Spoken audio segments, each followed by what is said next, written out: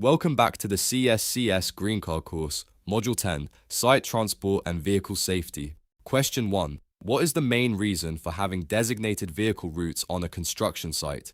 A. To separate vehicles from pedestrians and reduce collision risk. B. To allow vehicles to travel faster across the site. C. To make the site look more organized. D. To reduce the number of traffic signs required.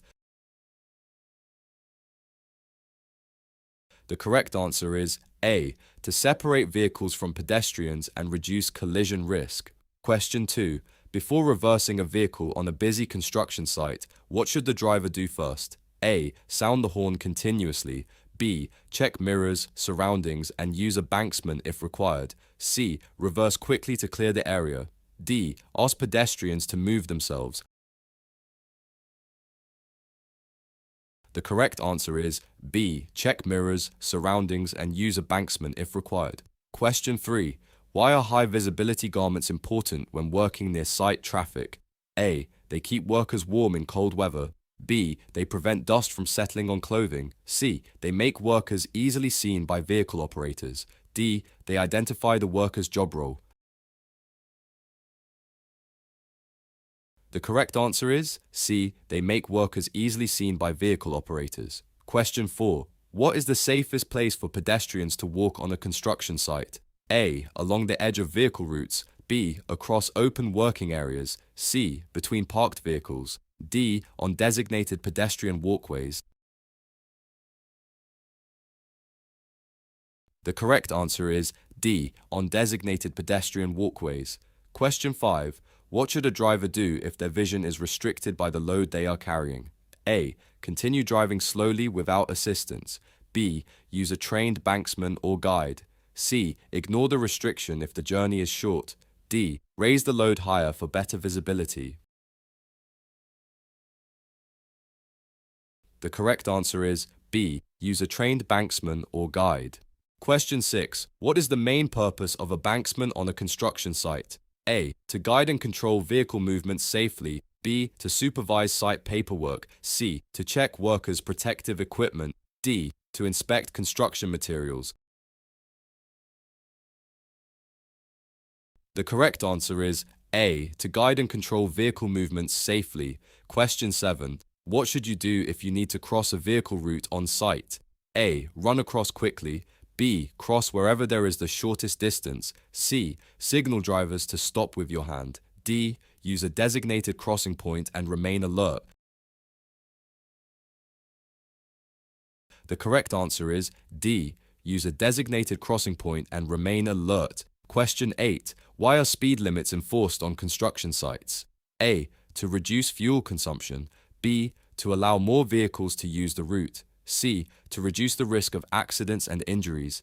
D. To protect the road surface. The correct answer is C. To reduce the risk of accidents and injuries. Question 9. What should you do if you notice a damaged or missing traffic sign on site? A. Report it immediately to a supervisor or site management. B. Ignore it if you understand the route already.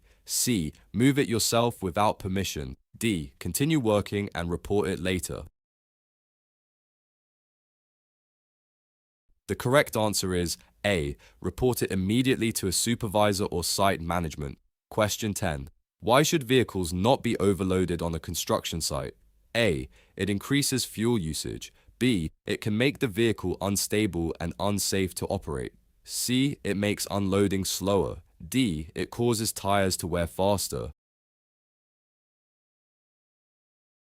The correct answer is B. It can make the vehicle unstable and unsafe to operate. Question 11. What must be done before using site transport such as dumpers or forklifts? A. Read the manufacturer's label only. B. Ask another worker how to operate it. C. Start using it slowly to learn. D. Be trained, competent, and authorized to operate it. The correct answer is D. Be trained, competent, and authorized to operate it. Question 12. Why are one-way systems used on some construction sites? A. To reduce the amount of road markings needed. B. To reduce congestion and prevent vehicle conflicts. C. To allow larger vehicles to travel faster. D. To avoid using banksmen. The correct answer is B. To reduce congestion and prevent vehicle conflicts. Question 13. What should be done if a vehicle's reversing alarm is not working? A. Continue using the vehicle if the driver is careful. B. Stop using the vehicle until the fault is reported and fixed. C. Reverse slowly without warning. D. Ask workers nearby to watch for danger. The correct answer is B. Stop using the vehicle until the fault is reported and fixed. Question 14. Why should mobile phones not be used while operating site vehicles? A. They distract the operator and increase accident risk. B. They drain the vehicle battery. C. They interfere with vehicle steering. D. They reduce fuel efficiency. The correct answer is A. They distract the operator and increase accident risk. Question 15. What is the safest action if you hear a vehicle reversing alarm nearby? A. Continue working but stay alert. B. Signal the driver to stop immediately. C. Stop, look for the vehicle and keep a safe distance. D. Move closer to see what is happening. The correct answer is C. Stop, look for the vehicle and keep a safe distance. Question 16. Why should loads be properly secured during transport on site? A. To make unloading quicker. B. To improve fuel efficiency. C. To reduce wear on the vehicle. D. To prevent materials from falling and causing injury. The correct answer is D. To prevent materials from falling and causing injury. Question 17. What should you do if a vehicle approaches and you are unsure the driver has seen you? A. Stop, make eye contact and ensure the driver is aware of you. B. Continue walking and assume they will stop. C. Turn your back and walk away. D. Wave casually without stopping. The correct answer is A. Stop, make eye contact and ensure the driver is aware of you. Question 18. Why should site transport routes be kept clear of materials and waste? A. To improve the appearance of the site. B. To reduce the need for cleaning. C. To prevent obstructions that could cause accidents.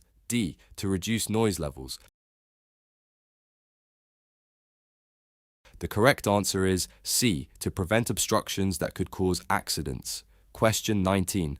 Who is responsible for following site traffic management rules? A. Only vehicle operators. B. Everyone on the construction site. C. Only site supervisors. D. Only visitors to the site. The correct answer is B. Everyone on the construction site. Question 20. What should be done before a vehicle leaves a construction site and enters a public road? A. Increase speed to join traffic. B. Sound the horn to warn other road users. C. Ignore pedestrians near the exit. D. Check the exit is clear and safe to enter the road. The correct answer is D. Check the exit is clear and safe to enter the road. Question 21. Why are mirrors sometimes installed at blind corners on construction sites? A. To improve site lighting. B. To allow drivers and pedestrians to see approaching traffic. C. To monitor workers' behavior. D. To reduce the need for warning signs. The correct answer is A. To allow drivers and pedestrians to see approaching traffic. Question 22. What is the safest way to approach a moving vehicle on site if you need to speak to the driver? A. Walk directly in front of the vehicle. B. Wait until the vehicle has stopped and the driver knows you are there. C. Approach from behind without warning. D. Shout instructions while it is moving. The correct answer is B. Wait until the vehicle has stopped and the driver knows you're there. Question 23. Why should seat belts be worn in site vehicles fitted with them? A. They make the driver sit upright. B. They improve steering control. C. They protect the operator in case of sudden movement or overturning.